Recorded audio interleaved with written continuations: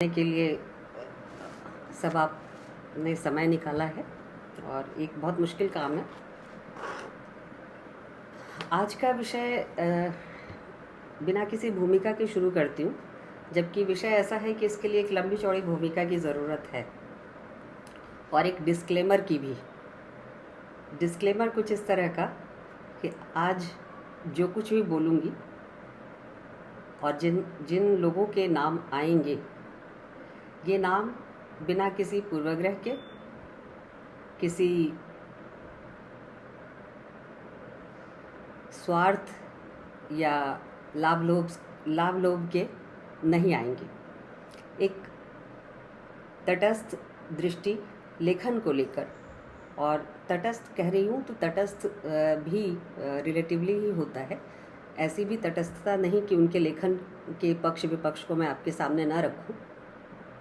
तो वे सारे नाम लेखन के आधार पर आएंगे, जो कुछ लिखा जा रहा है उसके आधार पर आएंगे, ना कि पद अथवा साहित्यिक पहुँच या गुटबाजियों के आधार पर। मैं ये नहीं कहती कि मैं जो कुछ कह रही हूँ उस सबसे आप सहमत हो, नहीं भी हो सकते हैं, लेकिन ये मेरा एक प्रयास है कि स्त्रीवादी आलोचना पद्धति या स्त्रीवाद के संदर्भ में जब हम बात करते हैं तो हम उसकी एक सैद्धांतिकी और अवधारणात्मक स्थिति के तहत ही बात करते हैं। सैद्धांतिकी के बिना या अवधारणात्मक स्थितियों के बिना बात करने का अर्थ है बहुत कुछ बोलना और कुछ नहीं बोलना। तो आप अक्सर आलोचना में, खास करके स्त्री आलोचना में, जो स्त्रीवादी दृष्टिकोण से की गई आलोचना कही जा रही है, उसमें पन्ने के पन्ने आप पढ़ लेते हैं और बहुत कुछ निकलता नहीं है। तो दो तरह से बातें की जा सकती है। एक तो तरीका ये हो सकता है कि मैं आपको बताऊं कि स्त्रीवादी आलोचना पद्धति है क्या चीज़, और दूसरा तरीका ये हो सकता है कि मैं ये बताऊं कि स्त्रीवादी आलोचना पद्धति क्या नहीं है। और नहीं से भी जब हम बात शुरू करते हैं, क्या है, इस पर बहुत कुछ कहा गया है, भारत में कम और अन्य जगहों पर ज़्यादा। लेकिन मेरी चिंता भारतीय संदर्भ की है, क्योंकि अगर आप गंभीरता से देखें तो आप स्वयं महसूस करेंगे, एक अध्येता के नाते, एक विद्वान के नाते, कि भारतीय स्त्रीवाद पर बहुत कुछ सुसंगत और क्रमवार तरीके से मिलता नहीं है। छिटपुट चीज़ें मिलती हैं और उसमें भी इतना झोल है, लिखा कुछ जा रहा है, कहा कुछ जा रहा है, दावा कुछ किया जा रहा है, अंतर्वस्तु में कुछ और चीज़ें आ रही हैं। तो बहुत सारी गड़बड़ियाँ और बहुत सारे झोल दिखाई देते हैं। ऐसा लगता है जैसे सब कुछ एक चर्निंग ग्राउंड पर है। उसमें जैसे कभी आपने कंसार अगर आप जानते हैं, तो जहाँ भूजा जाता है, गाँव में हुआ करता था। गांव भर के अनाज बच्चे या बुज़ुर्ग ले जाके वहाँ भुजवाते थे। तो कंसार में जब दाने खपड़ी में डाल के भूजते हैं तो दाने उछल उछल के चारों साइड से गिरते हैं। तो कुछ ऐसी ही स्थिति अभी भारतीय स्त्रीवाद और भारतीय स्त्रीवाद के अंतर्गत हिंदी में स्त्रीवादी लेखन की है। मेरी चिंता यहाँ है, अंतर्राष्ट्रीय स्तर पर जो कुछ लिखा जा रहा है वो वेल डिफाइंड है। उसमें बहुत सारी चीज़ें कब से शुरू हुई, कब ख़त्म हुई, उनके मुद्दे क्या थे, अभी क्या स्थिति है, क्या डिमांड है, और अस्मितावादी, जी भरसाएँ भी कहते हैं, हाँ, तो अस्मितावादी आंदोलन या अस्मितावादी जो विमर्श है वह अब कहाँ खड़ा है, कहाँ पहुँचा है। ये सारी बातें पश्चिम के संदर्भ में बहुत कुछ स्थापित हैं, लेकिन भारत के संदर्भ में अगर आप देखें तो बहुत सारी चीज़ों में अभी भी स्पष्टता नहीं है। एक महत्वपूर्ण चीज़, जब हम आइडेंटिटी पॉलिटिक्स की बात जहाँ से शुरू करते हैं, तो हमारी दृष्टि जिस चीज़ पर सबसे पहले जानी चाहिए वो ये है कि आज़ादी के बाद जिस जातीय साहित्य और जातीय भाषा को लेकर रामविलास शर्मा ने एक तरह से मुहिम छेड़ी थी और हिंदी को जातीय भाषा के रूप में प्रतिष्ठित किया था। ये दरअसल है क्या चीज़? जो बड़ी आइडियोलॉजिकल लड़ाई थी मार्क्सवादी और प्रगतिशील लेखन के सामने, वह जातीय भाषा और जातीय साहित्य की थी। यानी ये तो हम पढ़ते पढ़ाते आए हैं, लेकिन इससे निकलता क्या है? इससे निकलता ये है कि भाषा एक अहम मुद्दा आइडेंटिटी पॉलिटिक्स का रही है। फिर दोबारा हम देखते हैं कि अंतर्राष्ट्रीय स्तर पर जो फ्रांसीसी लेखन है, फ्रांस में जो लिखा गया लेखन है, संरचनावादियों का जो लेखन है, उससे उलझते हुए स्त्रीवादियों ने भाषा के मुद्दे को फिर से रीओपन किया, फिर से खोला और वहाँ भाषा के सोशियो कल्चरल एस्पेक्ट को सामने रखा। यही नहीं, उसके व्याकरणिक आधारों को भी चुनौती देने की कोशिश की। भाषा के संदर्भ, चूँकि भाषा एक ऐसा एरिया है, अगर जब हम लेखन की बात करते हैं तो हमारा ध्यान सबसे पहले भाषा पर ही जाता है। लेखन या किसी भी तरह के लेखन का विश्लेषण अगर करना हो तो भाषा से गुजरे बिना हम विश्लेषण कर ही नहीं सकते। चाहे हम उसके संवेदनात्मक संसार को देखना चाहें या उसके शिल्पगत वैशिष्ट्य को देखना चाहें, भाषा के बगैर लेखन और लेखन का संसार नहीं बनता। तो भाषा को केंद्रीय मुद्दा दो बार हम देखते हैं। भारतीय परिप्रेक्ष्य हम रामविलास जी को देखते हैं और अंतर्राष्ट्रीय परिप्रेक्ष्य में हम स्त्रीवादी, फ्रांसीसी स्त्रीवादियों को देखते हैं, जो संरचनावादियों के बहुत सारे टूल्स को लेकर, उत्तर संरचनावादियों के बहुत सारे टूल्स को लेकर भाषिक विमर्श में दाखिल हुई और उन्होंने भाषा के उन सारे पक्षों को स्पर्श किया और बल्कि प्रभावित किया जो अब तक चले आ रहे पक्ष थे। और उसमें आँख में जिस तरह से कहते हैं उंगली डालकर बताना कि भाषा कहाँ कमतर पड़ती है, कहाँ वो स्त्री अभिव्यक्ति को, स्त्री संवेदनाओं को और उसके संसार को अभिव्यक्त कर पाने में असमर्थ है, और वो असमर्थता किस तरह से न केवल भाषा को पंगु बना रही है बल्कि स्त्री की अभिव्यक्ति को, स्वयं स्त्री की अभिव्यक्ति को भी पंगु बना रही है। क्योंकि स्त्री जब भाषा में लिखना चाहती है तो उसे वो भाषा जिसमें वो रवां दवा है, अपनी अनुभूतियों के लिए जिसे वो सहज ही चुन सकती है, वो भाषा उसको बाहर मौजूद दिखाई ही नहीं देती। व्यवहार में वो भाषा है ही नहीं, बल्कि उसे बहुत सारी चीज़ों को भाषा के अंदर भी सप्रेस करना सिखाया जाता है। तो ये दो बड़ी बहसें हम भाषा को लेकर देखते हैं। रामविलास शर्मा के तमाम जो भाषिक विमर्श हैं उसको स्त्रीवादी या अस्मितावादी विमर्श के आधार बिंदु के तौर पर चुनने में एक दिक्कत तो है, और वो दिक्कत ये है कि जैसे ही हम रामविलास शर्मा को अस्मितावादी भाषिक विमर्श का पुरोधा या उनके मतलब एक तरह से कहें कि पहले विचारक के रूप में स्थापित करने की कोशिश करेंगे तो हमारे सामने दिक्कत ये आएगी कि रामविलास शर्मा राष्ट्र और राष्ट्रीयता के परिप्रेक्ष्य में, आधुनिक जनतंत्र के संदर्भ में राष्ट्र और राष्ट्रीयता के परिप्रेक्ष्य में अपने भाषिक विमर्श को पेश कर रहे थे। वो सामुदायिक विमर्श नहीं था। जिस तरह से अस्मितावादी विमर्श एक कम्युनिटी की बात करता है, यह और ये कम्युनिटी तुलनात्मक तौर पर जातीय जो शब्द नेशनलिटी के तौर पर रामविलास जी ने इस्तेमाल किया है उसकी तुलना में ये कमतर पड़ता है।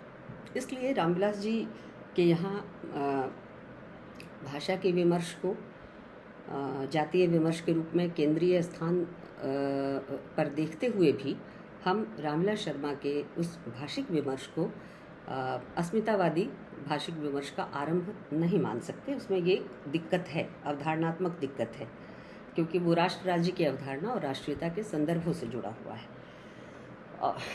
अब हम आपको ले चलना चाहते हैं कि जब महिलाएं, खास करके खड़ी बोली हिंदी गद्य के विकास के संदर्भ में जब महिलाओं का गद्य साहित्य और पद्य साहित्य दोनों ही प्रकाश में आने लग गया था, तो किस तरह की टीका टिप्पणियाँ सामने आ रही थी, खास करके उनके गद्य लेखन को लेकर।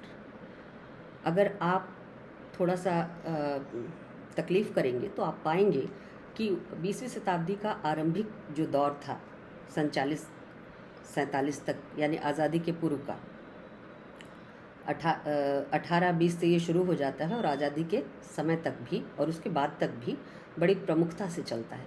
इसमें महिलाओं ने बहुत बोल्ड लेखन किया है। पारंपरिक लेखन तो किया ही है, लेकिन बोल्ड लेखन भी किया है और ऐसे ऐसे विषयों पर लिखा है जिसकी हम आज जिसको पुनः प्रस्तुत करते या दोहराते हुए भी शायद हम एक बार संकोच कर जाए। महिलाओं ने इतने शानदार विषयों पर लिखा है, लेकिन इसके बावजूद हम हिंदी की स्त्री आलोचना की शुरुआत इन महिलाओं से नहीं मानते। हिंदी की स्त्री आलोचना कहाँ से शुरू होती है? हिंदी की स्त्री आलोचना बहुत बाद में चलकर, और जहाँ से हमने माना है वो भी लगभग 30-40 सालों का इतिहास पीछे कर दिया है, और हमने महादेवी से माना है। और स्त्री आलोचना के पुरोधा के रूप में, भारतीय स्त्री आलोचना के पुरोधा के रूप में महादेवी को खड़ा किया है। और ये उनका जो लेखन है, श्रृंखला की कड़ियाँ, वो चांद में संपादकीय के रूप में प्रकाशित हुआ करता था। और इस तरह से महादेवी के लिए भी सहज ही नहीं था कि हमने महादेवी से भारतीय स्त्री, खास करके हिंदी की स्त्रीवादी आलोचना का आरंभ माना। ये भी इतना सहज नहीं था। महादेवी के लिए भी हमने कहा कि गद्य तो बहुत भाव में लिखती हैं और पद्य उनका जो है वो बहुत विचारात्मक है, और इसी आधार पर हमने ये स्थापित करने की कोशिश की, खास करके अमृत राय ने स्थापित करने की कोशिश की कि महादेवी के गद्य और पद्य में फाँक है। गद्यात्मक संवेदना और पद्यात्मक संवेदना में फाँक है। और अब जब फाँक स्थापित कर दिया तो बड़ी आसानी से बताने में ये सहजता हुई, आसानी हुई कि कह सकें कि पद्य में तो वो रोती धोती रहती हैं, आंसू बहाती रहती हैं, और गद्य में बड़ी साहसी दिखाई देती है, निर्मम दिखाई देती है, और तीक्ष्ण दृष्टि के साथ जो हमारी सभ्यता है उसमें स्त्री की स्थिति है उसकी पड़ताल करते हुए दिखाई देती है। लेकिन महादेवी खुद जब लिखती हैं, अब मैं महादेवी पर ज़्यादा नहीं जा रही क्योंकि मेरा लक्ष्य कुछ और है, मैं सिर्फ इशारा कर रही हूँ, आपको बता रही हूँ कि महादेवी जब लिख रही थी, यानी स्त्रियों से कैसे गद्य लेखन की अपेक्षा थी, किस तरह के लेखन की अपेक्षा थी। पद्यात्मक लेखन की जहाँ सहज स्वीकृति है महादेवी के, वहीं गद्यात्मक लेखन में एक अलग ढंग, ढांचा और ढर्रा देखकर साफ साफ कह दिया जाता है कि गद्य और पद्य में फाँक है, जबकि एक ही रचनाकार, एक ही लेखिका दोनों को रच रही है, गद्य भी और पद्य भी। और चूँकि उसके पास जो भाषा है पद्य की, वो भाषा वही परंपरा से पुरानी चली आती भाषा है, उसकी अभिव्यक्तियों के रूप वही हैं जो छायावादी अभिव्यक्ति के रूप हैं, और इसलिए उसमें ढला हुआ, उस अभिव्यक्ति के सांचे में ढला हुआ नया भावबोध भी पुराना ही लगता है, जब तक आप उसको नए आलोचकीय मानदंडों से परखना आरंभ नहीं करते। वो वही लगता है कि रोती धोती ही अश्रु की बादल और उसका कोई इतिहास नहीं, इस तरह की पंक्तियाँ लिखने वाली महादेवी एक विरह में तड़पती हुई सामान्य स्त्री हैं। लेकिन वो विरह या उस तरह का दुख या उस तरह की पीड़ा कैसे पूरी स्त्री जाति का दुख और पीड़ा है, इसको समझने में हमें कई साल लगते हैं। और आज भले हम इसको सहजता से बोल लें, कई जगह आपने और लोगों से भी सुना होगा, लेकिन एक ज़माना था जब महादेवी का यही गुण उनका अवगुण था, और उनको आंसुओं की बदली और पीड़ा में आनंद पाने वाली जैसे तंगों से नवाजा गया था। बहरहाल मेरे कहने का अर्थ ये है कि जब एक रचनाकार, भाषा का खेल कहाँ पर होता है, अगर उसे हम पहचानने की कोशिश करें तो ये देखना ज़रूरी होगा कि एक स्त्री रचनाकार जब पद्य में लिखती है तो वह उन्हीं ढंग और ढांचों का प्रयोग करती है जो उसे उपलब्ध है, उन्हीं शब्दावलियों का प्रयोग करती है जो उसे उपलब्ध है। लेकिन उसमें नए अर्थ भरने की कोशिश में भाषा कैसे अपना रूप बदलती है और उस अर्थ को स्थापित होने में भी समय लगता है, जबकि लेखिका अपने गद्य साहित्य में बार बार कह रही है कि विचार के क्षण में मुझे गद्य लिखना ही पसंद है। यानी विचार के क्षणों में मुझे गद्य लिखना ही अच्छा लगता रहा है, क्योंकि उसमें अपनी अनुभूति ही नहीं, बाह्य परिस्थितियों के विश्लेषण के लिए भी पर्याप्त अवकाश रहता है। अब ये जो स्थिति है कि गद्य के क्षण में, विचार के क्षण में गद्य लिखना ही अच्छा लगता है, बार बार महादेवी कहती हैं, और उसका कारण बताती हैं कि केवल उसमें अपनी ही परिस्थिति नहीं बल्कि बाह्य परिस्थितियों के ऊपर भी बहुत आसानी से पर्याप्त अवकाश के साथ टिप्पणी की जा सकती है। जाहिर है कि जो हमने पद्य का दायरा तय किया था, बनाया है, उसमें इस अवकाश के लिए गुंजाइश कम है, इसके लिए जगह कम है। और फिर भी ये जगह क्यों कम है? क्या भाषा बदल जाती है? क्या शब्द बदल जाते हैं? अगर पद्य में वही वाक्य, वही शब्द भंडार, वही वाक्य विन्यास, वही संबोधन शैली, अभिव्यक्ति शैली होती है जो कि गद्य में भी है, केवल लय तुक और जो किसी रचना को पद्य का रूप देती है, उसका अगर अंतर है तो भाषा तो वही है, जो गद्य की है वही पद्य की है। लेकिन गद्य की भाषा में बाहरी चीज़ों के लिए अवकाश होना और पद्य की भाषा में बाहरी चीज़ों के लिए अवकाश का कम हो जाना महादेवी क्यों स्वीकार करती है? उसका एक बड़ा कारण है कि हिंदी खड़ी बोली गद्य का जो विकास था वो नया नया था। हिंदी खड़ी बोली गद्य नए रूप में, नए सांचे में 1873 और उसके कुछ पहले से ढली थी, लेकिन जो उसका जो पद्यात्मक रूप है और पद्यात्मक अभिव्यक्ति की शैलियाँ हैं वो पहले से ब्रज के माध्यम से और दूसरी भाषाओं के माध्यम से मौजूद थी। खास करके संस्कृत साहित्य में भी उसकी शैलीगत और बहुत सारी चीज़ों की जो छायाएँ हैं वो वहाँ मिलती हैं। तो गद्य में बाहरी चीज़ों के लिए ज़्यादा अवकाश और पद्य में बाहरी चीज़ों के लिए कम अवकाश एक स्त्री क्यों महसूस कर रही है? वो इसलिए महसूस कर रही है कि पद्य में उसे सीमित दायरे के भीतर, एक खास छंद और विधान के भीतर अपनी बात कहनी है, उन्हीं शब्दों के साथ जो एक साथ स्त्री अर्थ भी दे सकते हैं अगर उसे व्याख्यायित किया जाए, लेकिन अमूमन वे पुरुष अर्थ में ही प्रचलित रहे हैं। इसलिए पद्य में बाहरी चीज़ों के लिए बहुत अवकाश नहीं है। जिस संघर्ष, जिस द्वंद्व, जिस स्त्री के उत्पीड़न की बात गद्य में महादेवी बहुत स्पष्टता से कह पाती हैं, पद्य में कहती हैं कि उन चीज़ों के लिए कम अवकाश है। और यहाँ एक चीज़ और हिंदी के स्त्रीवादी आलोचना पद्धति को सीखने के लिए आधार के रूप में मौजूद है कि हिंदी की स्त्रीवादी आलोचना पद्धति विचार रहितता को अपना अलंकरण न बनाए। विचार और अवधारणा में सोचना कोई किसी चीज़ को मजबूती प्रदान करता है, और ख़ास करके उसकी ताकत वहाँ से आती है। इसलिए अब महादेवी के गद्य में आप देखेंगे कि वे प्रायः अवधारणाओं में सोचती हैं। और दूसरी मुश्किल हमारे हिंदी के स्त्रीवादी गद्य लेखन की क्या है, आलोचना पद्धति की क्या है, कि एक वो अवधारणाओं में कम से कम सोचती हैं, दूसरा वे राजनीति और राजनीतिक आंदोलनों, गतिविधियों से अपने को काट कर रखने में सुरक्षित महसूस करती।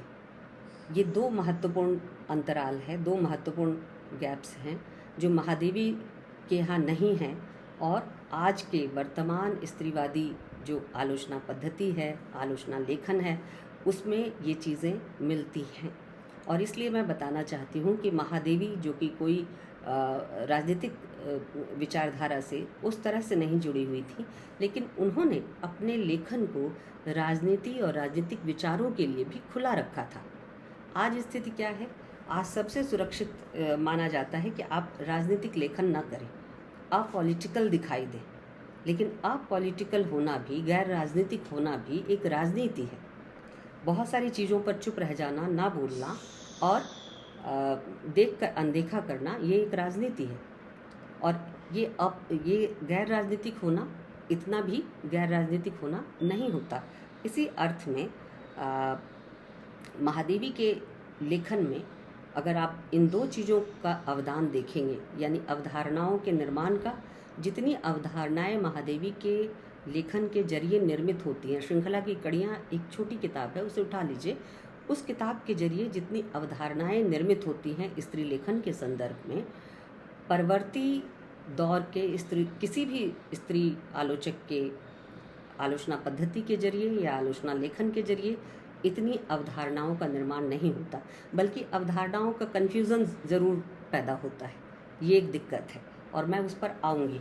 फ़िलहाल मैं जो बात आपसे कहना चाहती हूँ वो ये कि महादेवी के लेखन का जो मजबूत पक्ष है वह अवधारणाओं का निर्माण और वैचारिकता के साथ, यानी विचार आइडियोलॉजी के साथ संयुक्त होकर जोड़कर अपनी बात रखना, और इन दोनों चीज़ों ने जो मुख्य चीज़ उनके लेखन में निर्मित की और स्त्री लेखन की जो चीज़ जान होनी चाहिए, स्त्रीवादी आलोचना की जो चीज़ जान होनी चाहिए, वो थी एक मूल्य के रूप में स्वतंत्रता बोध का निर्माण।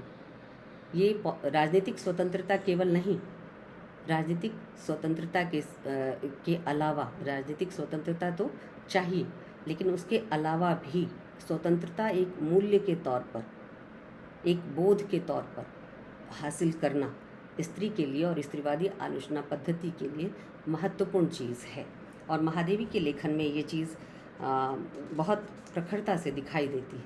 लेकिन आज के संदर्भ में जिस तरह से लिखा जा रहा है, आप कोई भी नाम उठाकर देख लीजिए वर्तमान मौजूदा स्त्री लेखन का, उसमें ये संकट है कि लिखा तो बहुत जा रहा है, पन्ने दर पन्ने लिखे जा रहे हैं, लेकिन क्या लिखा जा रहा है वो समझना मुश्किल है। उसमें से सार और भूसे को अलग करना एक बड़ा संकट है।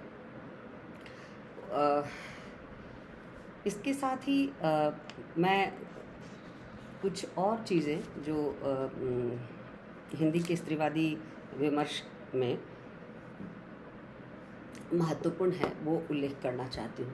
जैसे मैंने महादेवी का जिक्र किया, जैसे अगर आप देखें तो महादेवी अपने समय के सबसे प्रमुख राजनीतिक विचार और विचारधाराओं से, राजनीति से गंभीर रूप से साबका रखती थी। महात्मा गांधी हों, जवाहरलाल नेहरू हों, अथवा क्रांतिकारियों की संगति हो, ये सब कुछ महादेवी के सक्रिय भागीदारी का हिस्सा था। और साथ ही साथ अंतर्राष्ट्रीय स्तर पर भी जो सचेतनता थी उनके लेखन में, वह वर्तमान स्त्रीवादी आलोचना के लिए एक सीख की तरह है। महादेवी लेनिन के विचारों से सबसे ज़्यादा प्रभावित थी। जगह जगह उन्होंने लेनिन के विचारों का उल्लेख किया है। मैं यहाँ एक छोटी सी चीज़ का जिक्र करना चाहती हूँ।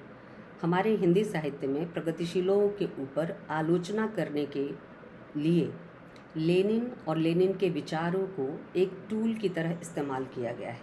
खास करके लेनिन की जो खाली गिलास और भरे गिलास की जो अवधारणा है, उसको उस संबंध में ये जो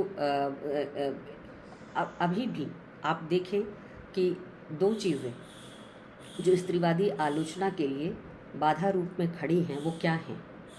स्त्रीवाद के भीतर देह का विमर्श सबसे बड़ी जगह घेरता है। चूँकि पितृसत्ता के हमले का एक बड़ा आधार स्त्री की देह रही है, पितृसत्ता और पितृसत्तात्मक आइडियोलॉजी के हमले का एक बड़ा आधार स्त्री और स्त्री की देह रही है और यौन सुचिता का सवाल रहा है। लेनिन के विचारों को स्त्री के संबंध में ग्लास वाली अवधारणा के साथ बार बार पेश किया जाता है कि यौन उन्मुक्तता जो है वह लेनिन के विचारों का क्रक्स था, जबकि ये सच नहीं है। महत्वपूर्ण ये है कि महादेवी इस चीज़ को जानते हुए भी कि लेनिन और लेनिन के विचारों की इस संदर्भ में पर्याप्त आलोचना उस समय हो रही थी, महादेवी अपनी वैचारिक संगति लेनिन के विचारों में पाती है। स्त्री के स्वतंत्रता के प्रश्न पर, स्त्री पुरुष की बराबरी के प्रश्न पर, बार बार लेनिन को कोट करती हैं कि ठीक जितनी बार लेनिन को कोट करती हैं उतनी बार अन्य किसी राजनीतिक विचारक को कोट नहीं करती।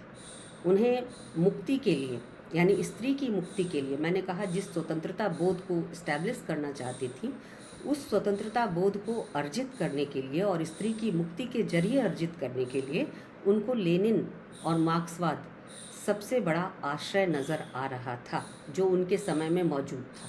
ये महत्वपूर्ण चीज़ है।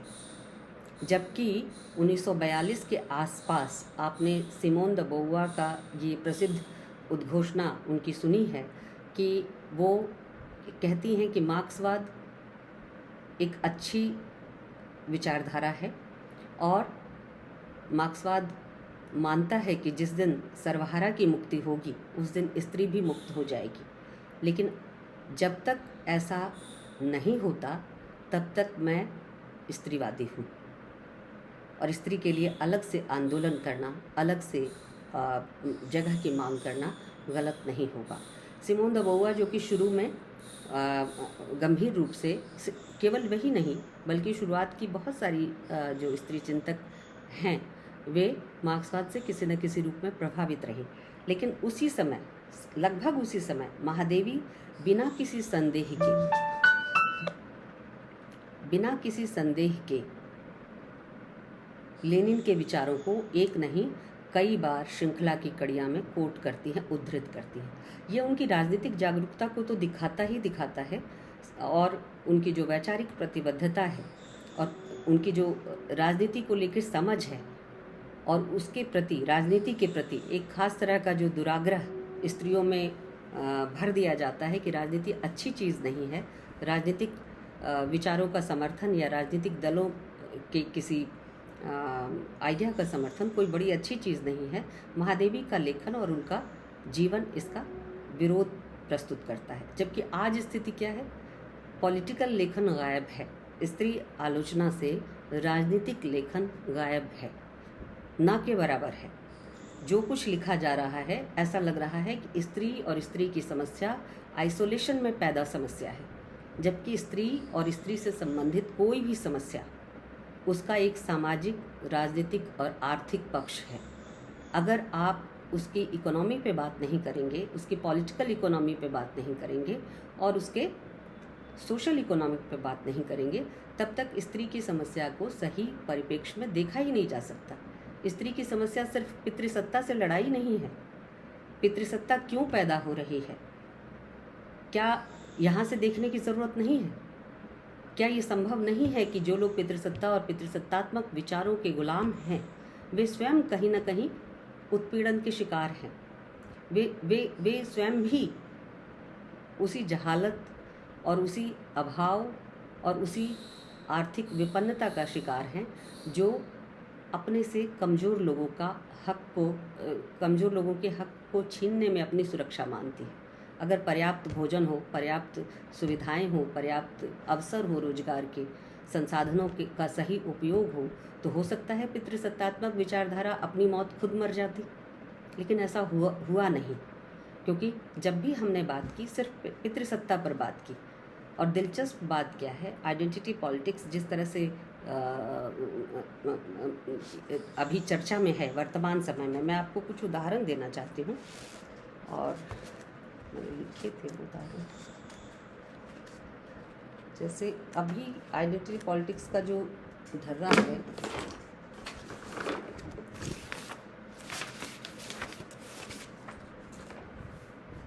मान लीजिए आइडेंटिटी पॉलिटिक्स का एक तरीका क्या है, आप जो आजकल का लिखा पढ़ रहे हैं तो उसमें आप पाएंगे कि आइडेंटिटी पॉलिटिक्स का आजकल जिस तरह से लिखा जा रहा है उसमें एक चीज़ को स्वीकार बड़ी प्रमुखता के साथ किया जाता है। स्त्रीवादी आलोचना पद्धति की भी यही खासियत है और वो चीज़ है वर्चस्व का स्वीकार। ठीक है, हेजेमनी को स्वीकार करना है। हेजेमनी को स्वीकार करना यानी समाज में हेजेमनी है, कुछ ताकतों की हेजेमनी है, कुछ आइडियाज़ की हेजेमनी है, इसको स्वीकार करना। लेकिन वर्चस्व को स्वीकार करना, किसी के दबदबे को स्वीकार करना और फिर उसका हेजेमनी को स्वीकार करने के तरीके भी अस्मितामूलक विमर्श में अलग अलग तरीके से हैं। मसलन स्त्री आलोचक या रचनाकार जब वर्चस्व को स्वीकार करती हैं तो चयनित ढंग से, माने सेलेक्टेड ढंग से स्वीकारोक्ति करती हैं। मसलन उनकी स्वीकारोक्तियाँ यानी वर्चस्व को बताने वाली जगहें, खास करके उनकी जो आत्मकथाएं आई हैं उनको पढ़िए, तो वर्चस्व को कहाँ आइडेंटिफाई करती हैं। आप इन चीज़ों को देखिए, आप पाएंगे बड़े दिलचस्प नतीजे हैं। वर्चस्व को जिन जगहों पर आइडेंटिफाई करती हैं उसमें एक सबसे बड़ी जगह तो है पितृसत्ता की, यानी पति या पिता के दबदबे की। उसमें पिता कम पति ज़्यादा, ठीक है, यानी पुरुष समाज ज़्यादा, उसमें भी पति के रूप में पुरुष समाज ज़्यादा। दूसरा जो वो यहाँ जब पितृसत्ता की चर्चा करती हैं, यानी पति के रूप में जब वो पितृसत्ता की चर्चा करती हैं तो माइनस धर्म और माइनस पूंजीवाद पितृसत्ता की चर्चा करती है। ऐसा लगता है कि उनको सताने वाला वो पतिनुमा व्यक्ति ही है, अथवा उसका प्रेमी ही है, अथवा जो भी है वो पुरुष वर्चस्व ही है। सब कुछ जो स्त्री को सता रहा है उसको दबा रहा है। वर्चस्व की पहचान करना और वर्चस्व के कारणों को समझने का प्रयास करना अस्मितावादी लेखन की, स्त्रीवादी लेखन की महत्वपूर्ण खूबी है। लेकिन वर्चस्व को जिन जगहों से पहचाना जा रहा है वो बड़ा सिलेक्टेड तरीका है, और इसलिए मेरी चिंता वहाँ पर है कि एक तरफ एक धड़ा है जो वर्चस्व को पहचानता है, लेकिन वह पितृसत्ता के वर्चस्व को स्वीकार करता है, धर्म और पूंजीवाद के वर्चस्व को गायब कर देता है। इसी तरह से जो धड़ा धर्म के वर्चस्व को स्वीकार कर रहा है, यानी धर्म के कारण अपने को उत्पीड़ित मान रहा है, वह धड़ा जाति के विभेद को अथवा जाति के साथ साथ पूंजीवाद के द्वारा किए गए बर्बर बर्ताव को भुला रहा है, उसकी चर्चा नहीं कर रहा है। इसी तरह से जो धड़ा अस्मितावादी लेखन का जो धड़ा जाति के वर्चस्व की बात कर रहा है, वह पितृसत्ता और पूंजीवाद को माइनस करके बात कर रहा है।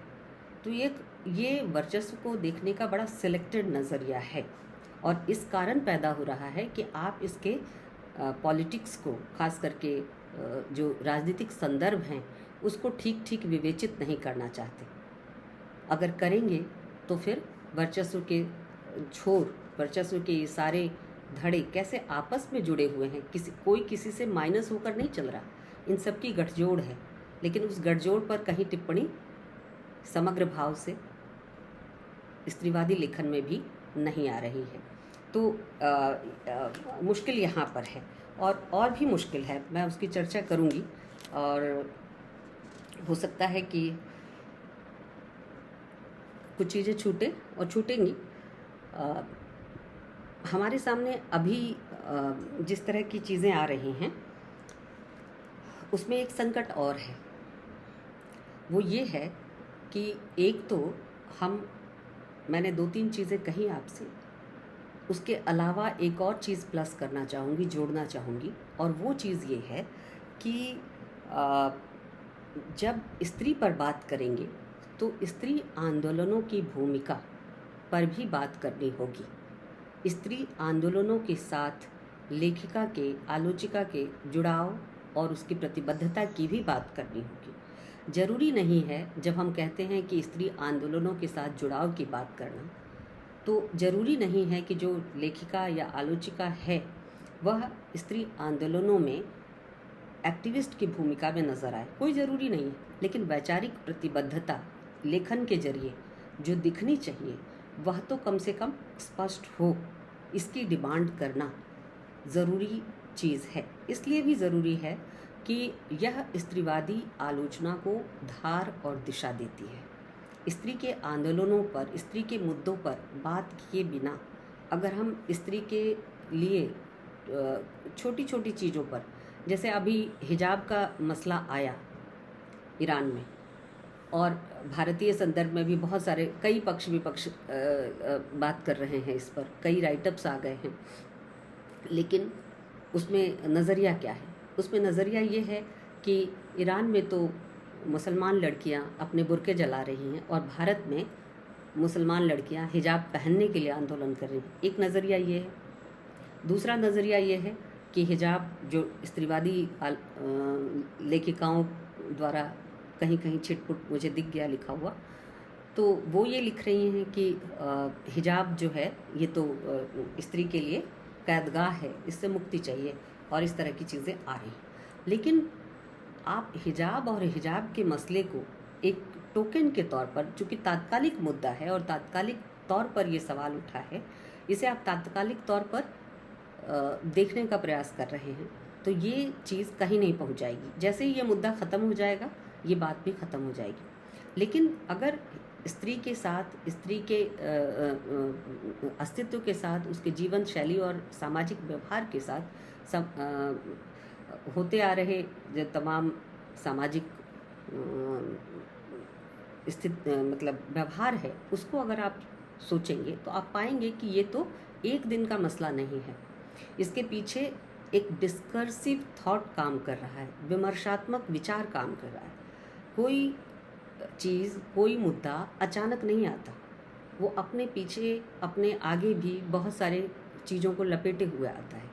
और जब हम उसके हल या निदान की बात करें या उस समस्या की जटिलता को खोलने का प्रयास करें, तो भी हमें सावधान रहना होगा कि हम उसे एकांगी रूप में न देखें, बल्कि आगे पीछे उसके ऐतिहासिक कालक्रम और परिप्रेक्ष्य को रख कर ही उसका मूल्यांकन करने का प्रयास करें। ये पर्दा अचानक नहीं आ गया, और पर्दा केवल ईरान का मसला नहीं है, पर्दा आपके भारत का मसला भी है। और 19वीं शताब्दी का प्रमुख स्त्रीवादी विमर्श अगर कुछ है तो वो पर्दा है। पर्दा प्रथा को हटाने की मांग है, भक्तिकाल से लेकर नवजागरण तक, और नवजागरण के बाद तक भी अब पर्दा एग्जिस्ट करता है, पर्दे की मुखालफत एग्जिस्ट करती है, और पर्दे की आइडियोलॉजी भी एग्जिस्ट करती है। जहाँ पर्दा हट गया है वहाँ भी पर्दा है। आप पूछेंगे कैसे है? कपड़े का पर्दा तो नहीं है, लेकिन स्त्री के बोलने का पर्दा है, किसी चीज़ पर स्पष्ट राय व्यक्त करने का पर्दा है, कामकाज के स्थलों पर उसकी अनदेखी करके, उसकी उपेक्षा करके, उसके विचार या उसकी राय को अलग थलग करके, या उसे बिना बताए ही किसी निर्णय को ले लिए जाने के पीछे भी ये पर्दा काम करता है।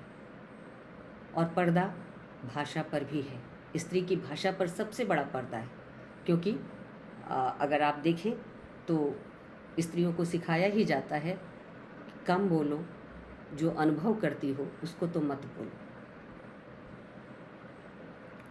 जितनी वर्जनाएं, जितनी बैड फीलिंग्स, जितने प्रतिबंध स्त्रियों पर लगाए जाते हैं, स्त्रियां सबके बारे में, सभी अनुभवों के बारे में हमेशा नहीं बोल पाती। बहुत कम चीज़ों के बारे में, जो कुछ अभी आ रहा है वो भी बहुत छन कर आ रहा है, बहुत कम चीज़ों के बारे में स्त्रियां बोलती हैं। बल्कि उन्हें कहा जाता है कि आप ज़्यादा मत बोलो, आप छोटे छोटे वाक्यों में, लंबे वाक्य बोलकर आप किसी को जवाब मत दो, आप तू तड़ाक की भाषा में मत बोलो, सभ्य भाषा में बोलो। और सभ्य भाषा की भी कैटेगरी है, तो स्त्रियों के लिए भाषिक पर्दा भी पर्दा नशीनी का ही एक्सटेंशन है, और जहाँ पर्दा दिखाई नहीं देता वहाँ भी पर्दा है। तो कहने का अर्थ ये है कि स्त्री आंदोलन और स्त्री के राजनीतिक मांगों को समझे बिना, उनके साथ अपना सरोकार दिखाए बिना अगर लेखन किया जा रहा है, तो वहाँ भी कॉस्मेटिक लेखन का खतरा तो है, और स्त्रीवादी आलोचना पद्धति में उलझाव पैदा होने की पूरी संभावना है। एक और चीज़ कि हमारे यहाँ जो महत्वपूर्ण लेखिकाएं इस वक्त लिख रही हैं, उनके लेखन को उठाकर देखिए, वो सीधे सीधे कहेंगी हम या अभी के समय में जो बुलावा आता है या लिखा जाता है, कहीं इन्विटेशन भी आता है, तो ये कहा जाता है कि राजनीति पर नहीं बोलना है और राजनीति पर नहीं लिखना है। आप अखबारों में लिखिए, आपसे पहले कहा जाएगा कि राजनीति पर नहीं लिखना है। ये राजनीति सत्ता पक्ष की नहीं, विपक्ष की भी है, और आज जो विपक्ष में है कल वो सत्ता पक्ष में थे। तो ये सत्ता की जो राजनीति है उसके इधर उधर नहीं लिखना है। राजनीति की चर्चा नहीं करनी है। तो और स्त्रियां इसमें सबसे आगे बढ़ के भूमिका निभाती हैं और वो कहती है मैं तो राजनीति से दूर रहती हूँ।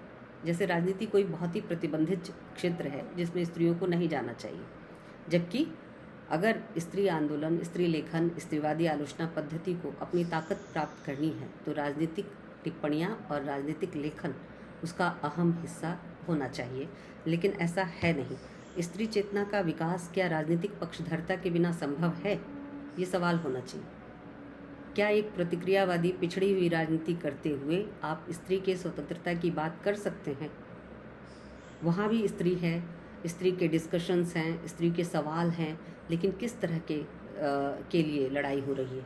वहाँ करवा चौथ मनाने के लिए लड़ाई हो रही है, वहाँ मंदिर में प्रवेश के लिए लड़ाई हो रही है। तो स्त्री को सचमुच में स्वतंत्रता बोध अर्जित करने के लिए जिस तरह की चेतना की आवश्यकता है, वह राजनीतिक पक्षधरता और उसमें भी राजनीतिक पक्षधरता के साथ साथ जो स्त्री के लिए विकसनशील आइडियोलॉजी है उसको अपनाए बिना संभव नहीं है। और ध्यान रखना चाहिए कि 80 और 90 के दशक में जब हम भारत में स्त्रीवादी लेखन और स्त्रीवाद जैसे पदबंधों का चलन प्रमुखता से पाते हैं, तो जो महिलाएं या जिनके लेखन को आज भी हम जब स्त्रीवादी लेखन या स्त्रीवादी साहित्य के नाम पर चिन्हित करते हैं तो कितना पीछे जाते हैं। अपने आप से पूछिए, हम कितना पीछे जाते हैं। हम जाते हैं अपनी 2 पीढ़ी पहले, ममता कालिया तक, मैत्रेयी पुष्पा तक, और भी इस तरह के कुछ नामों तक, है ना, चंद्रकिरण सौंदरक्सा तक, मन्नू भंडारी तक।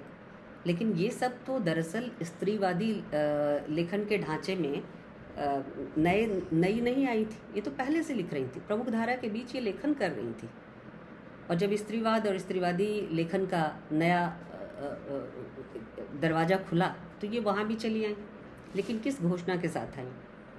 ये सारे के सारे रचनाकार इस घोषणा के साथ आई कि ये स्त्रीवादी नहीं है। स्त्रीवादी लेखन कर रही हैं लेकिन स्त्रीवादी नहीं है। अब इनमें से कुछ तो ऐसी थी जो स्वयं स्त्रीवाद की तरफ चली आई, अथवा विमर्श की अपनी ज़रूरत के अनुसार कुछ निशानदेहियों के आधार पर विमर्श के भीतर, स्त्रीवादी विमर्श के भीतर उनको खींच लाया गया।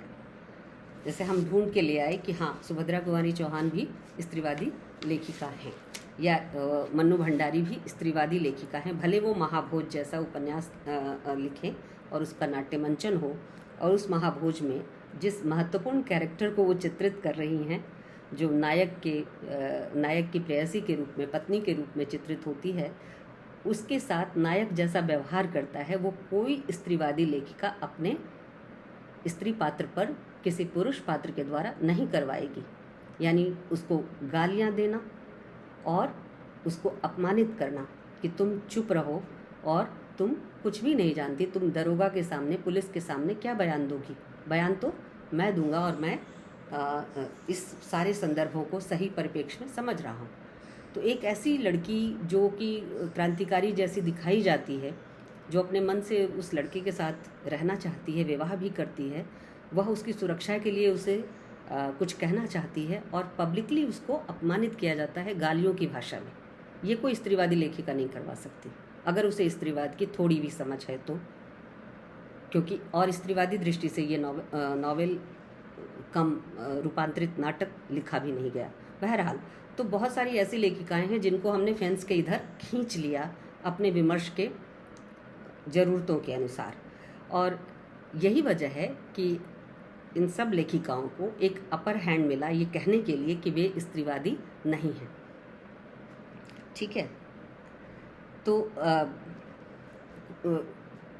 कुल मिलाकर जो मैं कहना चाहती हूँ वो ये कि स्त्रीवाद के संदर्भ में, स्त्रीवादी चेतना के संदर्भ में जो स्त्री रचनाकार और आलोचक हैं, उनमें कहीं न कहीं अनुदारवादी विचारों की पकड़ बहुत मजबूत है। उदारवादी विचारों से और राजनीतिक संदर्भों से वो कम चालित हैं। उनमें अनुदारवादी विचारों की, और ख़ास करके जब तक ज़रूरत पड़ती है तो प्रतिक्रियावादी तक दिखाई देती हैं। उन विचारों की पकड़ बहुत मजबूत है। और आलोचना की जहाँ तक मैंने आज जो विषय आपके लिए रखा था, आलोचना की जहाँ तक बात है, आलोचना से स्त्रीवादी आलोचना की धारणा लगभग गायब है। इसके पैमाइश, इसके ढंग ढांचे अभी तक दुरुस्त नहीं हुए हैं। और आलोचना जब हम करने बैठते हैं तो वो कहानी लिखना या साहित्य की अन्य विधाओं की तरह लिखना मात्र नहीं है, वो अवधारणाओं की खोज है। आलोचना समीक्षा भी नहीं है कि तू मेरी गा मैं तेरी गा रहा हूँ ना। आलोचना ना तो समीक्षा है और ना ही व्याख्या, वो अवधारणाओं की खोज है। और उसमें वस्तुओं, घटनाओं, इन सब को एक निश्चित परिप्रेक्ष्य में और प्रक्रिया में रखकर देखने समझने की ज़रूरत होती है। इसके जरिए अवधारणाओं का निर्माण भी होता है, नई अवधारणाएं बनती हैं, पुरानी अवधारणाओं को हम अपनी ज़रूरत के अनुसार मोड़ते हैं, अनुकूलित करते हैं। और कई बार ऐसा होता है कि इस पूरे क्रम में जिस साहित्य को टेक्स्ट के तौर पर आलोचना इस्तेमाल करती है, उस साहित्य के दुचित्तेपन को भी, उसके डवाडोल स्थिति को भी, उसके दोरंगेपन को भी हम दुरुस्त करते हैं, उसकी सही पोजिशनिंग करते हैं कि वो स्थिर खड़ा दिखाई दे एक पक्ष में, या जिस पक्ष में भी वो है वहाँ पर वो दिखाई दे। और इस तरह से साहित्य को भी आलोचना के जरिए धार और गति मिलती है।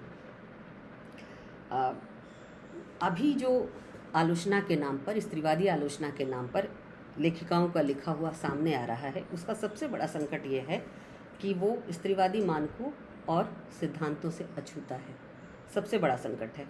और इस तरह के लिखे हुए तथाकथित आलोचना के जरिए ना तो हिंदी की स्त्रीवादी आलोचना का निर्माण किया जा सकता है, और ना ही इन लेखिकाओं का गद्य महिला आंदोलन, राजनीति या उसके किसी भी मुद्दे से अपने को जोड़ता है। मैं कुछ नाम के साथ अपनी बात कहूँगी। और कई बड़ी लेखिकाएं हैं जिनको बड़े बड़े पुरस्कार मिले हैं और मंचों की शोभा रही हैं, और महत्वपूर्ण किताबें भी लिखी हैं, चर्चित किताबें लिखी हैं, और स्त्री लेखन के क्षेत्र में उनका एक जाना पहचाना नाम है। लेकिन अगर उनके लिखे की पड़ताल कीजिए, अवधारणात्मक पड़ताल कीजिए, तो आपको बड़ी निराशा हाथ लगेगी। इतनी अस्पष्टता, इतना उलझन उनके लेखन में है। विचार तो कहीं गायब हैं, दिखाई नहीं देते, और भाव में भी एक भाव दूसरे को काटते हुए निकल जाते हैं। अद्भुत लेखन है। उससे हिंदी की स्त्री आलोचना को कोई विशेष भला नहीं होता।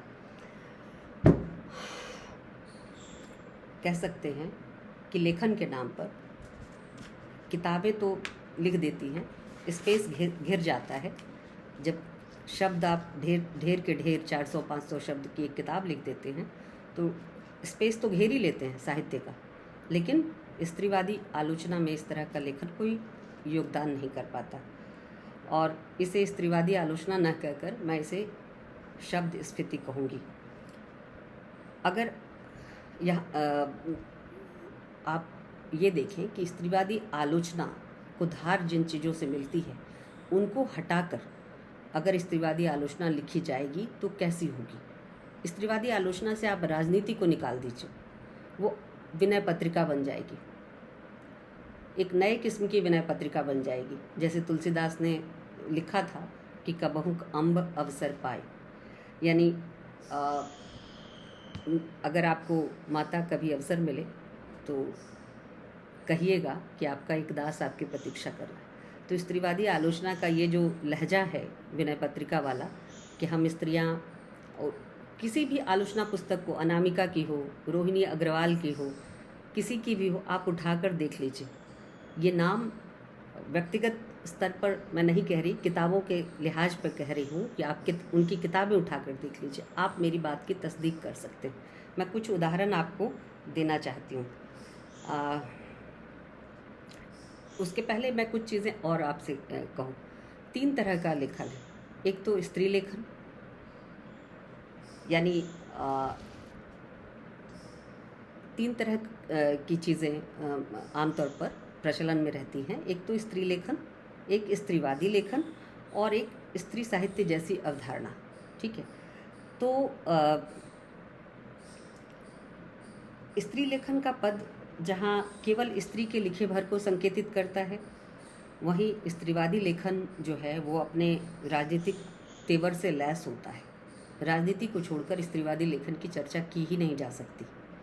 और दुख यही है, कष्ट यही है कि हिंदी का स्त्रीवादी लेखन राजनीतिक दृष्टिकोण से शून्य है। और इसलिए कितना वो स्त्रीवादी लेखन है, कितना स्त्रीवादी आलोचना है, इसमें संदेह है। स्त्री लेखन एक तरह से प्रोटोटाइप शब्द है, यानी कोई भी स्त्री का, किसी भी स्त्री का लिखा हुआ स्त्री लेखन है, वो एक प्रोटोटाइप शब्द है। और जबकि स्त्रीवादी लेखन प्रोटोटाइप नहीं है, एक राजनीतिक दृष्टि से लैस शब्द है, अवधारणा है। और इसमें न केवल स्त्री का लेखन बल्कि पुरुष का लिखा हुआ स्त्री के पक्ष में लेखन भी आ सकता है, आएगा। और इसीलिए स्त्रीवादी लेखन में स्त्री पुरुष दोनों के लिखे हुए शामिल हैं। ये जो दावा है ना कि अनुभूति हमारी चूँकि स्त्री की है, तो स्त्री की अनुभूति को शब्द स्त्री ही बेहतर दे सकती है, इस तरह के दावे को स्त्रीवादी लेखन खारिज करता है। ये जैविक निर्धारणवाद का दावा है, बायोलॉजिकल डिटर्मिनेशन जिसे हम कहते हैं, कि यानी हम स्त्री हैं, हमने कुछ ऐसे अनुभव को जाना है जो स्त्री होने के कारण ही केवल हम जान सकती हैं, इसलिए उन पर हमारा अधिकार है। तो हम ही स्त्रीवादी लेखन बेहतर कर सकती है। दलित आइडेंटिटी में भी इस तरह के सवाल हैं, मैं उधर नहीं जा रही। तो ये जो दृष्टिकोण है, ये जैविक निर्धारणवाद का दृष्टिकोण है। इसमें आप देखिए कि जिस जैविक निर्धारणवाद में, यानी बायोलॉजिकल डिटर्मिनिज्म जिसे हम कहते हैं, उसमें ये अवधारणा काम करती है कि कुछ ऐसे अनुभव हैं जो स्त्रियां ही करती हैं, जैसे मातृत्व के अनुभव, माहवारी का अनुभव, और भी कुछ इस तरह की चीज़ें, गर्भपात का अनुभव, मातृत्व से जुड़े और बहुत सारी चीज़ों का अनुभव, ब्रेस्ट फीडिंग का अनुभव, और भी बहुत सारी इस तरह की चीज़ें हो सकती हैं। लेकिन अगर थोड़ा सा इसको गौर कीजिए, मैंने जिस भाषा की चर्चा की थी कि भाषा में जो चीज़ उपलब्ध है, मान लीजिए इन अनुभवों को व्यक्त करने के लिए वो कहाँ जाएगी? शब्द पर जाएगी ना, भाषा के जरिए बताएगी ना। चाहे वो निजी अभिव्यक्ति के क्षेत्र में बताए, या सार्वजनिक अभिव्यक्ति के क्षेत्र में बताए, या साहित्यिक अभिव्यक्ति के क्षेत्र में बताए, आखिर उसे भाषा के पास जाना होगा। और जो भाषा उसके लिए उपलब्ध है वो कैसी भाषा है? वो भाषा अंततः वही वर्चस्ववादी भाषा है जिसमें उसके अनुभव के लिए शब्द न के बराबर हैं, न्यूनतम है। मातृत्व के अनुभव को सिर्फ एक पक्षीय ढंग से, यानी माता न कुमाता पुत्र कुपुत्र भले ही, ये जो दृष्टि है जिसमें माता कभी कुमाता नहीं हो सकती, पुत्र कुपुत्र हो जाए, माता भूखे रह के भी पुत्र या पुत्री या संतान की परवरिश करती है, वो दया, क्षमा, करुणा, सहनशीलता और पता नहीं क्या क्या गुणों से युक्त है। ये सारी दृष्टियां अंततः जैविक निर्धारणवाद की पुंसवादी अभिव्यक्तियां हैं। यानी जैविक निर्धारणवाद की जो पुंसवादी दृष्टि है वो इस बात को घोषित करती है कि स्त्रियों में विशेष रूप से करुणा, क्षमा, दया, सहनशीलता, सहिष्णुता और पता नहीं क्या क्या गुण होते हैं। प्रेमचंद भी इसकी गिरफ्त से बचे नहीं। उन्होंने भी गोदान में लिख ही दिया कि स्त्रियों के गुण अगर पुरुषों में आ जाएं तो वो देवता हो जाता है, और पुरुषों के गुण अगर स्त्रियों में चला जाए तो वो राक्षसी हो सकती है। कितनी सुंदर बात है, दो कोटि स्त्री की, स्त्री देवी या राक्षसी। स्त्री मनुष्य है और उसी सामाजिक परिवेश परिस्थितियों से रस ग्रहण कर रही है, वही चीज़ें उसे भी प्रभावित कर रही हैं, बल्कि ज़्यादा बड़ी मात्रा में प्रभावित कर रही हैं, उसकी एग्जिस्टेंस तक को प्रभावित कर रही है। जबकि पुरुष के सामने एग्जिस्टेंस का सवाल दूसरे तरह से आता है। स्त्री के सामने एग्जिस्टेंस या अस्तित्व का सवाल अस्मिता के सवाल के पहले आता है। ये चीज़ नहीं भूलना चाहिए। अस्मिता या आइडेंटिटी बाद में आती है, एग्जिस्टेंस का सवाल पहले आता है। स्त्री होने के कारण बहुत सारी चीज़ों को अपने ऊपर वो होने देती हैं, सिर्फ स्त्री होने के कारण। तमाम तरह के उन पर अनाचार और कदाचार किए जाते हैं सिर्फ स्त्री होने के कारण। इस चीज़ को प्रकाश में लाने के बजाय ये कहना कि स्त्रियों में क्षमा, दया, करुणा, सहनशीलता, सहिष्णुता इत्यादि इत्यादि गुण होते हैं और वो इन गुणों के कारण देवी है, ये एक तरह की भ्रमपूर्ण स्थिति है जिसके शिकार मतलब सामान्य तौर पर साधारण स्टेटमेंट के रूप में प्रायः लोग मिलते हैं, और ये अंततः इसी जैविक निर्धारणवाद का पुंसवादी चेहरा है। मैं इससे सहमत नहीं हूँ। दूसरी चीज़ ये भी है कि जैसे अनुभूति के साहित्य और अनुभूति की प्रामाणिकता के आधार पर जब हम बात करेंगे तो इसमें केवल स्त्री ही नहीं आएगी, स्त्री के भीतर भी और सारे भेद हैं, वो भी आएंगे, आने चाहिए। जेंडर एक ही नहीं है, जेंडर बाइनरी में ही नहीं है, स्त्री और पुरुष ही नहीं है, LGBTQ ग्रुप भी आएगा, उनके सवाल भी आएंगे। उनको फिर स्त्रियां कैसे देखेंगी? क्या उनके सवालों को स्त्री के या आइडेंटिटी के सवाल के बड़े दायरे से बाहर कर देना चाहिए? LGBTQ का सवाल कहाँ फेंक देंगे अगर आप अनुभूति और जैविक निर्धारणवाद की बात केवल करेंगे तो? उनके दमन, उत्पीड़न इत्यादि का स्रोत फिर क्या है? उनकी आइडियोलॉजी, उनकी अवधारणाएं आलोचना के क्षेत्र में कैसे विकसित होंगी? ये सवाल भी हमारे सामने आना चाहिए और आएगा। इसी तरह से हिंदी में, माफ़ कीजिएगा मुझे कहना पड़ रहा है और मैं कहना चाहती हूँ ये कि हिंदी में स्त्री आलोचना के नाम पर, स्त्रीवादी आलोचना के नाम पर जो कुछ लिखा जा रहा है उसका बहुलांश स्त्री लेखन की कोटि में आएगा, स्त्रीवादी लेखन की कोटि में नहीं आएगा। और उसमें एक स्थिति ये भी है कि महिलाएं खुद भी मंचों से घोषणा कर रही हैं कि वे स्त्रीवादी नहीं हैं, तो उनके लिखे को स्त्रीवादी लेखन में शामिल करने की ज़रूरत नहीं, जब वो खुद ही कह रही हैं कि वो स्त्रीवादी लेखन नहीं करती। लेकिन यहाँ भी एक चीज़ है कि अगर वे दमन की कोटिका या किसी भी तरह की पॉलिटिकल कॉन्सेप्ट का सहारा लेती हैं अपने लिखने के लिए, तो वह स्त्रीवादी लेखन की कोटि में आएगा, चाहे वो लाख घोषणा करें कि वे स्त्रीवादी नहीं हैं या स्त्रीवादी लेखन नहीं करती। बहरहाल अभी भी स्त्रीवाद और स्त्रीवादी लेखन के विकास की संभावनाएं बनी हुई हैं, बल्कि भारत में विशेषकर हिंदी के क्षेत्र में, हिंदी भाषा और साहित्य में स्त्रीवादी लेखन की विकास की पर्याप्त संभावनाएं बची हुई हैं, ठीक से अभी विकसित ही नहीं हुआ। और मैं कुछ उदाहरण आपको दूँ इसके बजाय कि ये बहुत बड़ा हो जाए। हमारे यहाँ, मैं अभी एक नाम लेकर फिर बोलना थोड़ा, चलिए मैं ऐसे बताती हूँ। मैं एक किताब पढ़ रही थी, बहुत चर्चित हुई, बड़े प्रकाशक ने छापी है, पढ़ नहीं रही थी, मेरे पास आई थी, मैं उसको पलट कर देख रही थी। पहली ही पंक्ति पर नज़र गई तो उद्घोषणा थी कि सभी स्त्रियों के दुख एक समान है। यह है हमारे यहाँ स्त्रीवाद की समझ। भाई, स्त्री एकसार नहीं होती, सभी स्त्रियों के दुख एक समान नहीं हैं। भारत में भी स्त्री के विभिन्न वर्ग, तबके, समुदाय हैं और उनके दुख की शक्लें भी अलग अलग हैं। पूरे विश्व में भी स्त्री देश, काल, प्रांत, स्थानीयता, राजनीति, अर्थव्यवस्था, बहुत सारी चीज़ों से प्रभावित होती है। तो स्त्री और स्त्रीवाद का चेहरा दुनिया भर में एकसार नहीं है। स्त्री एक जैसी है कहने के बजाय अगर हम ये कहें कि स्त्रियों के कुछ दुख दुनिया भर में एक जैसे हैं, और इस दुख का आधार क्या है, फिर वही जैविक निर्धारणवाद जो स्त्री होने के कारण पैदा होता है, और उस दुख की एक सीमा है, उसको ओवरकम किया जाना चाहिए। और ओवरकम कब होगा? जब हम बराबरी की बात करेंगे, जब हम न्याय की बात करेंगे, जब हम समानता की बात करेंगे और भेदों को ख़त्म करने की बात करेंगे, तब ये दुख कम होगा। और इसलिए जब हमारे यहाँ जब स्त्री लिखती है, स्त्री रचनाकार लिखती हैं, उनके लेखन को आप पढ़िए, उसमें स्थानीयतावाद इतना ज़्यादा आता है कि नेशनल और ग्लोबल लगभग गायब है, लोकल इतना ज़्यादा है।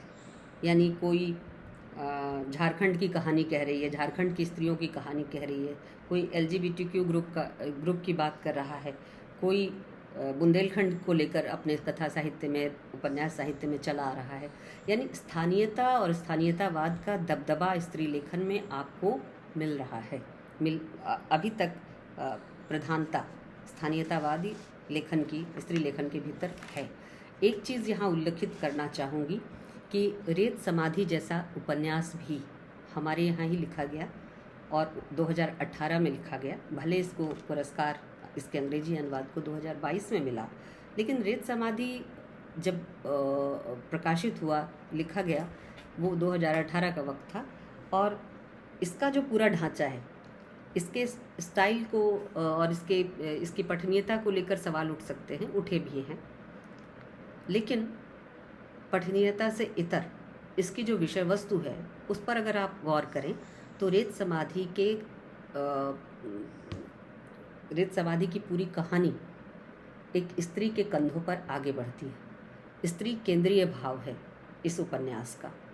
लेकिन कैसी स्त्री है, इसमें भी अगर आप देखिए तो जिस स्त्रीवाद की हम चर्चा कर रहे हैं, स्त्रीवादी आलोचना पद्धति की चर्चा कर रहे हैं, स्त्रीवादी लेखन की चर्चा कर रहे हैं, उसमें किस तरह की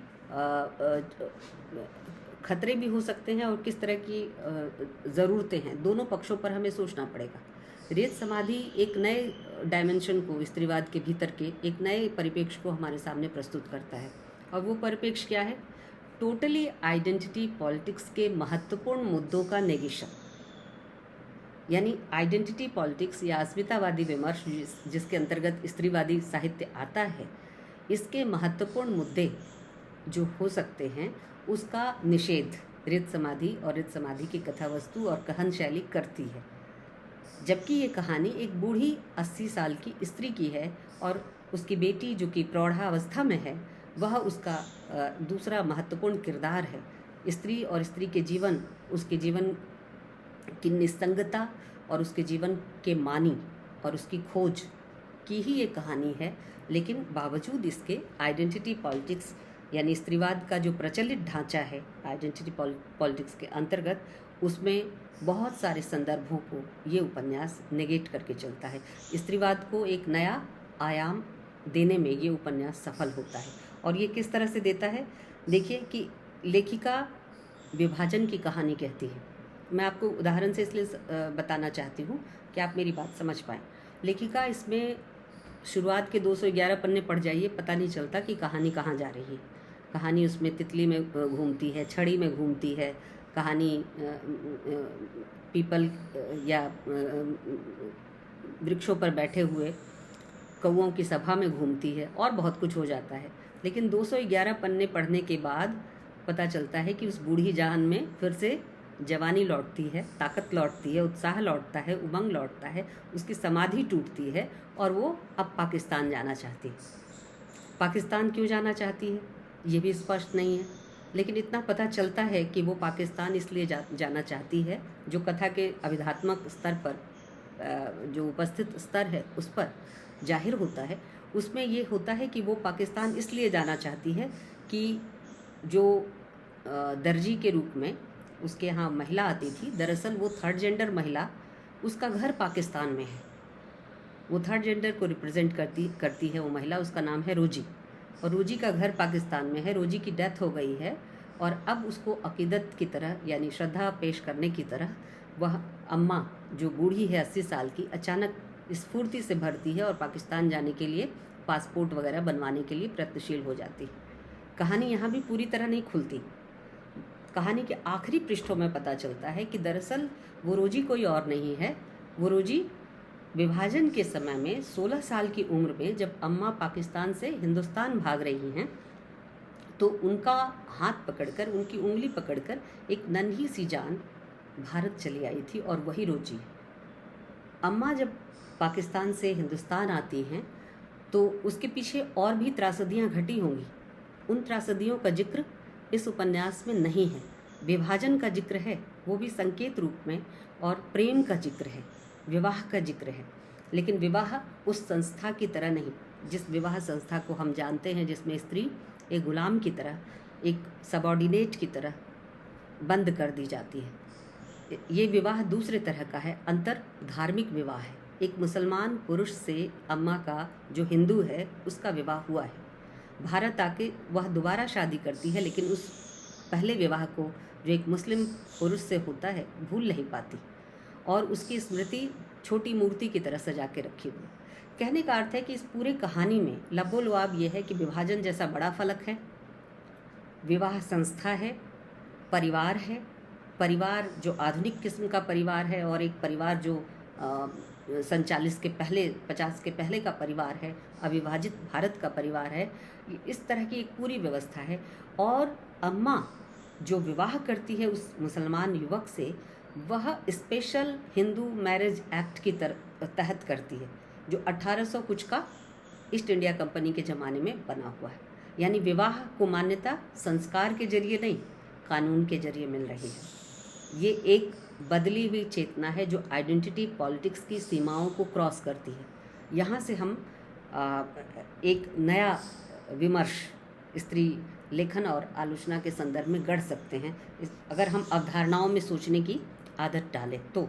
ये उपन्यास हमें एक महत्वपूर्ण पाठ मुहैया कराता है अवधारणात्मक तौर पर स्त्री आलोचना को विकसित करने का। बहरहाल मैं अवान्तर इधर गई। जो बात मैं आपसे कहना चाहती हूँ कि जो लेखिकाएं ये कहती हैं कि वे स्त्रीवादी नहीं, मेरे पिछले लेक्चर में भी आप में से किसी ने पूछा था कि जो लोग ऐसा कहती हैं उसको हम क्या कहें, कैसे समझें। उनसे पलट के पूछिए कि वे स्त्रीवादी नहीं हैं तो क्या हैं, ये तो बता दें। किस खांचे में वो अपने को देख पा रही हैं। हम जब कहते हैं कि हम ये नहीं हैं तो हम कुछ तो हैं, वो क्या हैं? अगर हम ये जान लें तो हमारे लेखन के बहुत सारे कोने कोने दुरुस्त हो जाएंगे। बहरहाल वो क्या है ये स्पष्ट नहीं कर पाती। ठीक है, जैसे आगे से कोई भी स्त्रीवादी लेखिका या जिनको आप मानते हैं कि उनका लेखन स्त्री के पक्ष में किया गया लेखन है, उनसे ज़रूर पूछिए कि अगर वो स्त्रीवादी नहीं है तो क्या है। क्या मानवतावाद और मानववाद या और भी बहुत सारे वाद चल पड़े हैं पहले से मौजूद हैं, उनमें से किसी ढांचे में वो आती हैं और उसकी कोई समझ, कोई अवधारणात्मक स्थिति से वो परिचित हैं, जिसको मुद्दा बनाकर, केंद्रीय मुद्दा बनाकर वो अपना रचना साहित्य रच रही हैं। तो एक दिक्कत यही है कि स्त्री के पक्ष में राष्ट्रीय, अंतर्राष्ट्रीय और राजनीतिक समझ बनाए बिना वैचारिक संघर्ष करना मुश्किल है। और यहीं पर हिंदी के स्त्रीवादी लेखन की सबसे बड़ी कमजोरी ठहरती है। और इस संदर्भ में ही इसीलिए मैंने महादेवी का उदाहरण आपके सामने रखा कि महादेवी जब लिख रही थी तो किस तरह से केवल लेनिन नहीं, फ्रायड से भी उलझ रही थी। फ्रायड की आलोचना महादेवी ने की है। और क्यों की है? क्योंकि दुनिया भर के स्त्रीवादी आलोचकों ने दो चिंताधाराओं से कसकर मोर्चा लिया है। मार्क्सवाद से उनको बहुत उम्मीद थी और फ्रायडवाद जो है, जो मनोविश्लेषणवाद है फ्रायड का, उसने उनको एक खास तरह के अभावात्मक खलिश और बंधन में बांधा। उससे उनको आक्रोश था और उन्होंने जब जब मौका मिला फ्रायड की आलोचना की। फ्रांसीसी स्त्रीवादियों ने भी की, ब्रिटेन के लोगों ने भी की और भारत में महादेवी ने भी किया। शायद ये हम नहीं जानते हैं या कम जानते हैं। महादेवी ने फ्रायड की आलोचना की है, जबकि लेनिन के विचारों को जगह जगह अपने पक्ष को स्पष्ट करने के लिए उद्धृत किया है। तो ये फ़र्क समझना चाहिए कि ये हमारे यहाँ की एक बड़ी लेखिका फ्रायड को खारिज कर रही है, जो स्त्री के पक्ष, स्त्री के संदर्भ से सोचती है, राजनीतिक कोटियों में सोचती है, अवधारणात्मक संदर्भों में सोचती है, और वो ऐसा कर रही है। इसी संदर्भ में मैं आपको फ्रायड के बारे में, मैं दिलचस्प है, बहुत कम चर्चित है, इसलिए इस पर विशेष तौर पर आपका ध्यान खींचना चाहती हूँ कि हमारे यहाँ की एक भारतीय स्त्रीवादी लेखिका महादेवी ने किस तरह से फ्रायड और फ्रायड के लिखे की, फ्रायड की धारणाओं की धज्जियाँ उड़ाई हैं। आप देखिए, और उस फ्रायड की धारणा को किस तरह से उन्होंने साहित्य पर लागू करते हुए रीतिकाल के साहित्य की गंभीर आलोचना की है। ये चीज़ हमें ध्यान रखना चाहिए। रीतिकाल और रीतिकालीन संदर्भ जो है वो कैसे स्त्री को हीन बनाता है, हेय बनाता है, इस पर महादेवी की निगाह है। महादेवी फ्रायड की धारणा को खारिज करते हुए लेनिन को उद्धृत करती हैं। कहती हैं कि मुझे तो जान पड़ता है कि स्त्री पुरुष से संबंध रखने वाला यह प्रचलित सिद्धांत विशेषतः कल्पित और प्रायः निरंकुश अनुमान मात्र है। वे व्यक्तिगत जीवन की वासना जनित उच्छृंखलता और अस्वाभाविकता को मध्यवर्गीय नैतिकता के निकट क्षम्य बनाने और उसकी सहिष्णुता अक्षुण्ण रखने की आवश्यकता से उत्पन्न हुए। फ्रायड के चिंतन के बुनियादी आधार को ही क्वेश्चन करती हैं कि दरअसल ये व्यक्तिगत जीवन की वासना जनित उच्छृंखलता और अस्वाभाविकता को मध्यवर्गीय नैतिकता के निकट क्षम्य बनाने के लिए की गई व्याख्या है, और इसी की आवश्यकता से फ्रायड का सारा जो दर्शन है वो पैदा हुआ है। मध्यवर्गीय नैतिकता को क्षम्य माने माफ़ करने लायक बनाने के लिए, जबकि मध्य वर्ग के पास हरावल दस्ते के रूप में बहुतेरे काम थे। जिस समय फ्रायड और फ्रायड का दर्शन पैदा हुआ था, मध्यवर्गीय नैतिकता के समक्ष दुनिया को बदलने के लिए, समाज में बहुत सारी स्थितियों को, जकड़बंदियों को, जहालतों को दूर करने के लिए बहुतेरे काम थे। वो हरावल दस्ते की भूमिका निभा सकता था, लेकिन उसने ऐसा न करके व्यक्तिगत उच्छृंखलता को ढकने के लिए मनोविश्लेषणवाद का सहारा लिया, और महादेवी इसको ठीक पकड़ती हैं। और भारतीय संदर्भ में, हिंदी साहित्य के संदर्भ में जो रीतिवादी लेखन है, रीतिवादी साहित्य है, उसकी आलोचना वो इन्हीं बिंदुओं पर करती है। तो इसलिए हमें महादेवी के विवेचन के साथ बहुत कुछ सीखने की ज़रूरत है। एक दो बातें और कहूँगी, एक विदेशी परिप्रेक्ष्य में, एक भारतीय परिप्रेक्ष्य में। मुझे लग रहा है मैं ज़्यादा समय अगर ले रही हूँ तो आप मुझे बता सकते हैं, मेरे पास घड़ी नहीं है।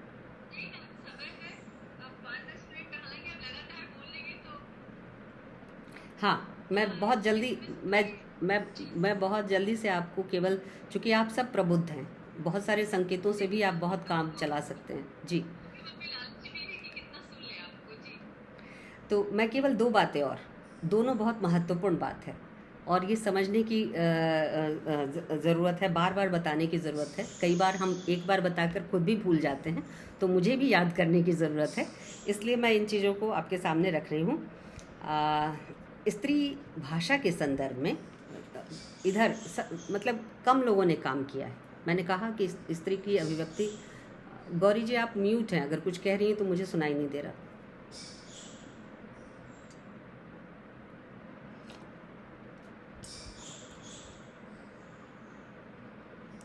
स्त्री भाषा के संदर्भ में बहुत कम लोगों ने काम किया है हिंदी में, जबकि फ्रांस में स्त्री भाषा के संदर्भ में बहुत काम हुआ है।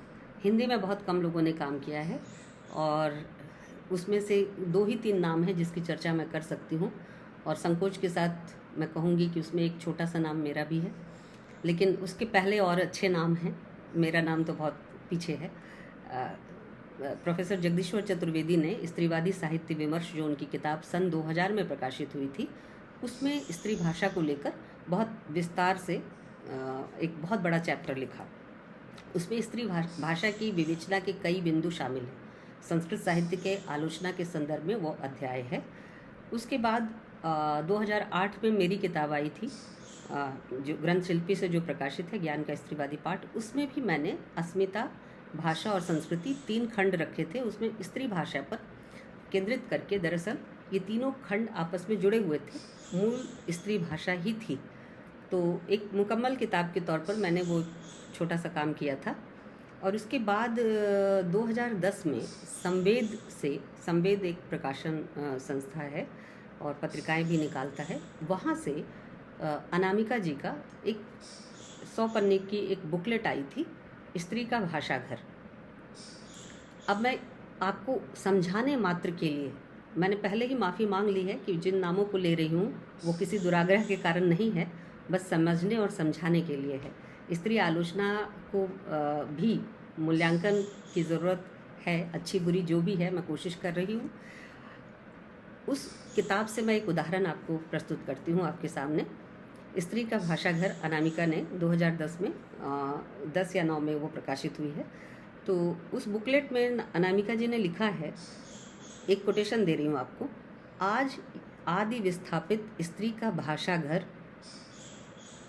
सारी उन बेआसरा युवतियों, सिसकियों और फरियादों का, आप सिर्फ भाषा सुनिए फिर मैं अपनी बात कहूँगी। आज आदि विस्थापित स्त्री का भाषा घर सारी उन बेआसरा युवतियों, सिसकियों, फरियादों का घर है, जिनके लिए इस आतंक विह्वल और युद्ध कातर दुनिया में कोई दूसरी जगह बची ही नहीं। आजा पाजा कान में समा जा, लोक कथा का राजकुमार उन सारे बेआसरा जीवों से कहता था जो उससे सर छुपाने की जगह मांगते थे। शायद इसी खातिर वह सारी दर बदर बेआसरा जंतुओं का दर्द समझता था, क्योंकि वो सबको अपने कान में छुपा लेता था और कोई जगह नहीं मिलती तो कान की गुफा में ही उन्हें समाये चलता था। स्त्री भाषा भी यही करती है। अब आप एक बार मैं फिर रिपीट कर रही हूँ, आप एक नज़र में पढ़ जाएंगे तो आपको इसमें कुछ समझ में नहीं आएगा। लेखिका क्या कहना चाह रही है, किस चीज़ को हाईलाइट करना चाह रही है और मुद्दा क्या है, स्त्री की भाषा है क्या चीज़। आप इस परिभाषा से अगर समझ लें तो मुझे भी समझाएं। फिर से दोबारा मैं पढ़ रही हूँ। आज आदि विस्थापित, अब की ध्यान से सुनिए, अब मैं कुछ कहूँगी इसके ऊपर। आज आदि विस्थापित स्त्री का भाषा घर के सारी उन बेआसरा युवतियों, सिसकियों और फरियादों का घर है, जिनके लिए इस आतंक विह्वल और युद्ध कातर दुनिया में कोई दूसरी जगह बची ही नहीं। आजा पाजा कान में समा जा, लोक कथा का राजकुमार उन सारे बेआसरा जीवों से कहता था जो उससे सर छुपाने की जगह मांगते। शायद इसी खातिर वह सारी दर बदर बेआसरा जंतुओं का दर्द समझता था और कोई जगह नहीं मिलती तो कान की गुफा में ही उन्हें समाये चलता। स्त्री भाषा भी यही करती है। इस परिभाषा से क्या आप स्त्री भाषा की परिभाषा निकाल सकते हैं? स्त्री भाषा क्या चीज़ है, इसे जान सकते हैं? इस तरह की भाषा स्त्री आलोचना में कोई मदद करती है? अगर करती हो तो हम इस परिभाषा से शायद समझ लें कि स्त्री भाषा क्या है। स्त्री भाषा के संदर्भ में जितने भी महत्वपूर्ण काम हुए हैं देश विदेश में, उन सब की एक राय है कि स्त्री भाषा तरह तरह के गड्ढ मड्ढ अनुभवों का पिटारा नहीं है।